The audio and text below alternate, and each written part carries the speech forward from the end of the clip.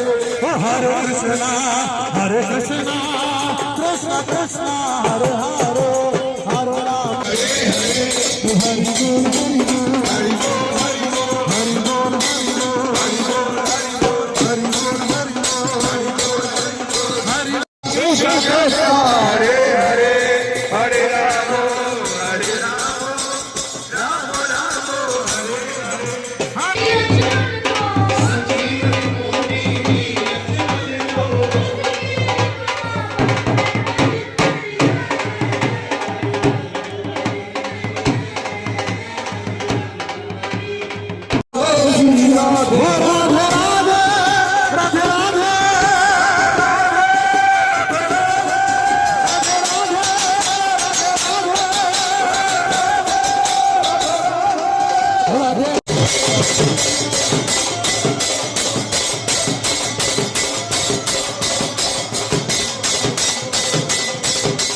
ਰਾਮਨਾਮੀ ਉਤਸਵ ਕਮੇਟੀ ਵੱਲੋਂ ਹਰ ਸਾਲ ਦੀ ਤਰ੍ਹਾਂ ਇਸ ਸਾਲ ਵੀ 6 ਅਪ੍ਰੈਲ ਨੂੰ ਨਿਕਲਣ ਵਾਲੀ ਸ਼ੋਭਾ ਯਾਤਰਾ ਦੇ ਸਬੰਧ ਦੇ ਵਿੱਚ 8ਵੀਂ ਪ੍ਰਭਾਤ ਫੇਰੀ ਅਵਤਾਰ ਨਗਰ ਤੋਂ ਬਲਵਿੰਦਰ ਸਿੰਘ ਬਹੀਰਾ ਜੀ ਦੇ ਘਰ ਤੋਂ ਸਟਾਰਟ ਹੋ ਕੇ ਅਲੱਗ-ਅਲੱਗ ਮਹੱਲਿਆਂ ਤੋਂ ਹੁੰਦੇ ਹੋਏ ਸਮਾਪਤ ਉਹਨਾਂ ਦੇ ਘਰ ਨਿਵਾਸ ਦੇ ਵਿੱਚ ਸਮਾਪਤੀ ਕੀਤੀ ਗਈ। ਸਾਡੇ ਨਾਲ ਕੌਂਸਲਰ ਨੇ ਆਪਾਂ ਗੱਲਬਾਤ ਕਰਦੇ ਹਾਂ। ਮੈਮ, ਹਰ ਸਾਲ ਦੀ ਤਰ੍ਹਾਂ ਇਸ ਸਾਲ ਵੀ ਰਾਮਨਾਮੀ ਦੀ ਸ਼ੋਭਾ ਯਾਤਰਾ ਤੁਹਾਡੇ ਘਰ ਤੋਂ ਸਟਾਰਟ ਹੋ ਕੇ ਅਲੱਗ-ਅਲੱਗ ਮਹੱਲਿਆਂ ਤੋਂ ਹੁੰਦੇ ਸਮਾਪਤ ਤੁਹਾਡੇ ਘਰ।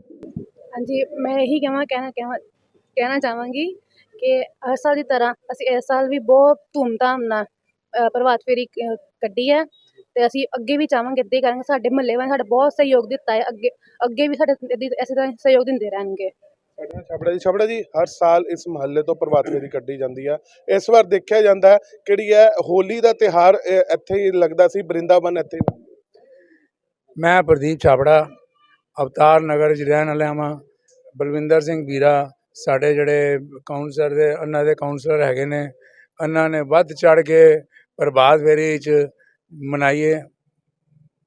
ਪ੍ਰਭਾਤ ਫੇਰੀ ਉਹਨਾਂ ਨੇ ਬਹੁਤ ਵੱਧ ਚੜ੍ਹ ਕੇ ਕੱਢੀ ਹੈਗੀ ਹੈ। ਉਹਦੇ ਵਾਸਤੇ ਬਾਊ ਜੀ ਆਏ ਨੇ, ਬਾਊ ਜੀ ਨੇ ਵੀ ਇਹਦਾ ਬਹੁਤ ਬਹੁਤ ਧੰਨਵਾਦ ਕੀਤਾ ਹੈਗਾ ਤੇ ਅਸੀਂ ਸਾਰੇ ਨਗਰ ਵਾਸੀਆਂ ਦਾ ਬਹੁਤ ਬਹੁਤ ਧੰਨਵਾਦ ਕਰਦੇ ਹਾਂ। ਭਾਈ ਜੀ, ਤੁਹਾਡੇ ਹਰ ਸਾਲ ਦੀ ਤਰ੍ਹਾਂ ਇਸ ਸਾਲ ਵੀ ਕਿਹੜੀ ਸ਼ੋਭਾ ਯਾਤਰਾ ਕੱਢੀ ਜਾਂਦੀ ਆ ਤੇ ਇਸ ਵਾਰ ਤੋਂ ਦੇਖਦਾ ਸੀ ਇੱਥੇ ਤੇ ਬ੍ਰਿੰਦਾਵਨ ਹੀ ਬਣ ਗਿਆ। ਹਰ ਘਰ ਦੇ ਬਾਹਰ ਫੁੱਲਾਂ ਦੀਆਂ ਵਰਸ਼ਾ ਕੀਤੀਆਂ ਜਾ ਰਹੀਆਂ ਸੀ, ਲੰਗਰ ਲਗਾਏ ਜਾਂਦੇ ਸੀ ਤੇ ਐਦਾਂ ਲੱਗਦਾ ਸੀ ਬ੍ਰਿੰਦਾਵਨ ਦਾ।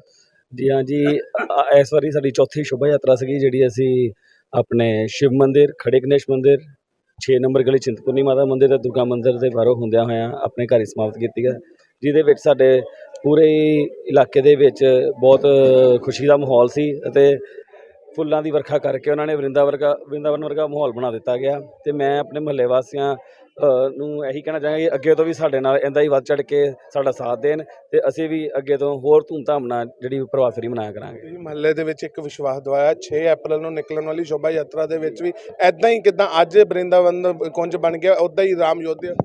ਬਿਲਕੁਲ ਜੀ, ਬਿਲਕੁਲ। ਅਸੀਂ ਸਾਰੇ ਜਿਹੜੀ ਸਾਡੀ ਯੂਥ ਟੀਮ ਆ ਅਤੇ ਜਿਹੜੀ ਸਾਡੀ ਮਹਿਲਾਵਾਂ ਦੀ ਟੀਮ ਆ ਉਹਨਾਂ ਨੇ ਇਹੀ ਕਿਹਾ ਕਿ 6 ਤਰੀਕ ਨੂੰ ਵੀ ਅਸੀਂ ਇਕੱਠੇ ਹੋ ਕੇ ਅਤੇ ਰਾਮਨੌਮੀ ਦੀ ਸ਼ੋਭਾ ਯਾਤਰਾ ਵਿੱਚ ਹਿੱਸਾ ਲਵਾਂਗੇ।